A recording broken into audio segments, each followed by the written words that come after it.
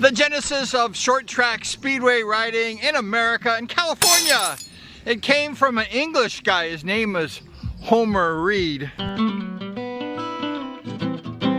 The first speedway short track was at the Breakfast Club. I think that's a movie. And it was on Riverside Drive in Los Angeles, California. Let's ride. Come on, baby. Whoa. It was a fashionable, upscale track. And it had like these club members. And these club members, they didn't like the speedway bikes. Why? Because those bikes were very loud. Beam me up, Scotty. The Breakfast Club didn't last too long. It just lasted in the 1931 season. It was an 1/8 of a mile speedway track, the same size as Costa Mesa.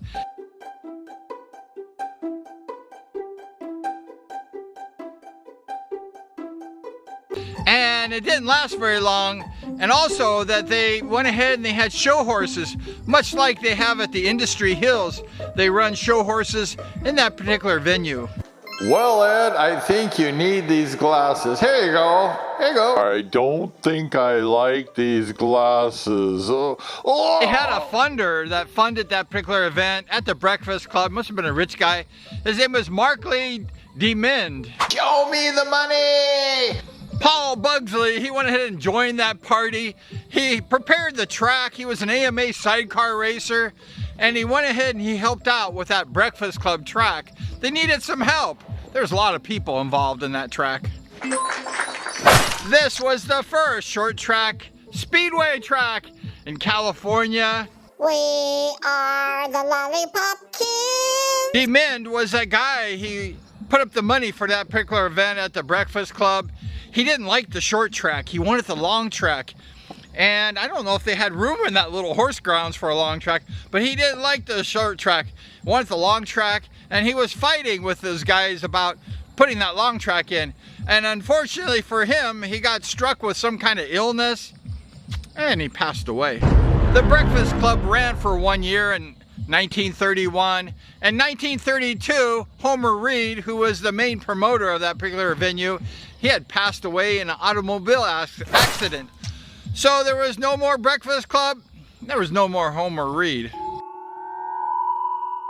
The next promoter of Speedway was Joe Perrone, and he found this baseball diamond. I think it was the White Sox, and it was in Los Angeles. They had a minor league team. They had these beautiful lights, and they realized that the Speedway works better at night. So they went ahead and negotiated a deal with the owner of that particular ballpark. It was a baseball field. And they went ahead and they agreed on the terms. They tore out that beautiful green baseball grass. They put in a speedway track. They experimented with Speedway in the daytime, and it just didn't work. The people didn't want to come out to Speedway during the day. They're probably working. However, at nighttime, the Speedway was a raging success.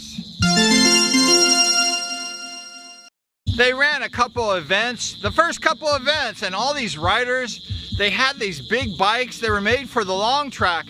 And so this short track, it wasn't very good, and the bikes just couldn't handle it, and there was a big problem.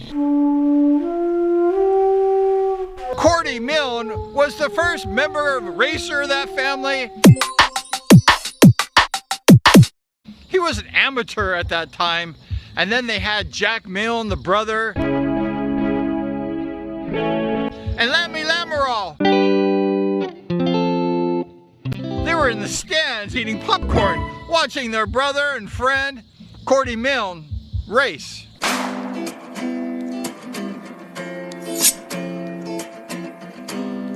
One night, something really crazy happened. This tall, dark, handsome guy, he drove up in this car, he got out, he had a Douglas Speedway bike on the back of that car.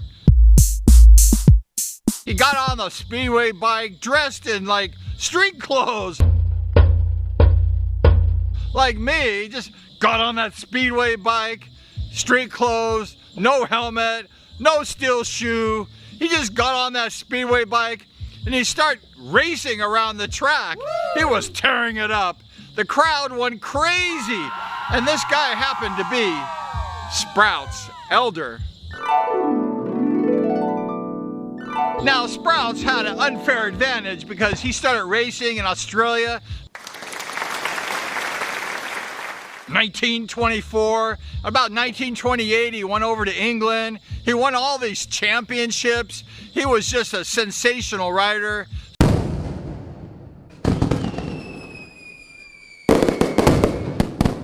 Sprouts Elder, he had all this experience, and all these young riders learning how to ride Speedway were in awe. They were in awe of Sprouts Elder because he was a champion. They didn't know who this guy was. He tore it up.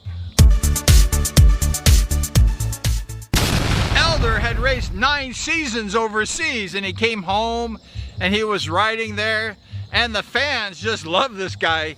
I love you, I love you, I love you. And all this world-class experience. Sprouts Elder was like the father of Speedway. He was so incredible. The guy was gifted, he was tall, he was fast, and the crowd just jumped off their seats and they were crazy happy. Sprouts Elder.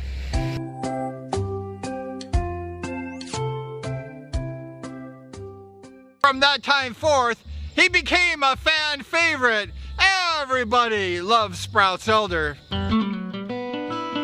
Sprouts was shooting roost in the air 20 feet high, and the people just never seen anything like that. It was just unbelievable. Sprouts Elder, he just went out there and he just set lap records. He just blew everybody away.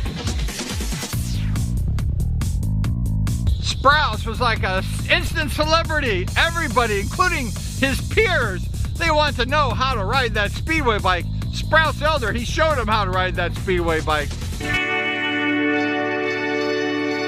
Sprouts Elder, he taught these Speedway riders how to ride a Speedway bike, just like Ivan Major at the revival of United States Speedway. He came over to the Whiteman Stadium, 1968, after winning 3 world championships. The guy was sensational, and he showed the Americans, the Yankees, how to race Speedway. And everybody was blown away by Sprouts Elder, and everybody was blown away by Ivan the Great Major.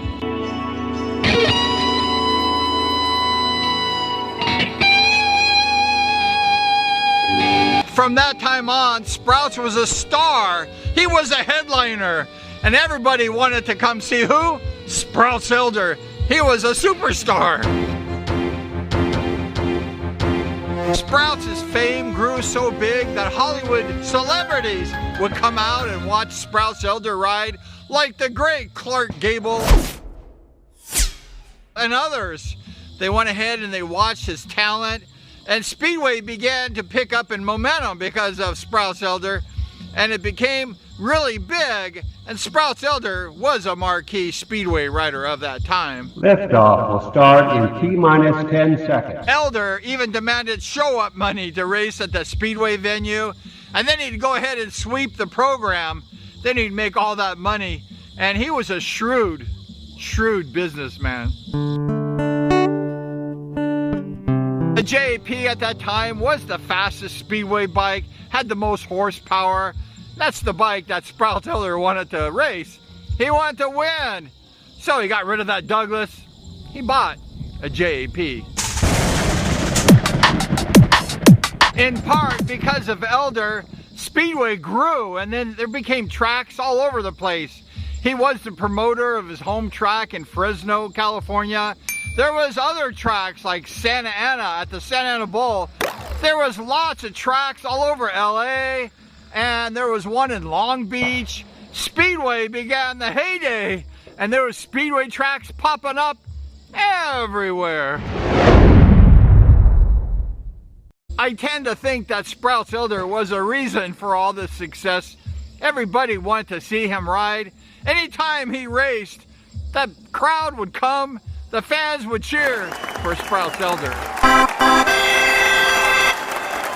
That's it for Short Track Speedway. That's how it began. And today, they still have Short Track Speedway. Costa Mesa Speedway is a short track, same size as the Breakfast Club, 1/8 of a mile. They have Industry Hills is another fairly short track. And Speedway today has short track. Thank you so much. We appreciate you. Subscribe if you like the content. We do speedway and motorcycle shows. We appreciate you and thank you so much. We're gonna see you next time.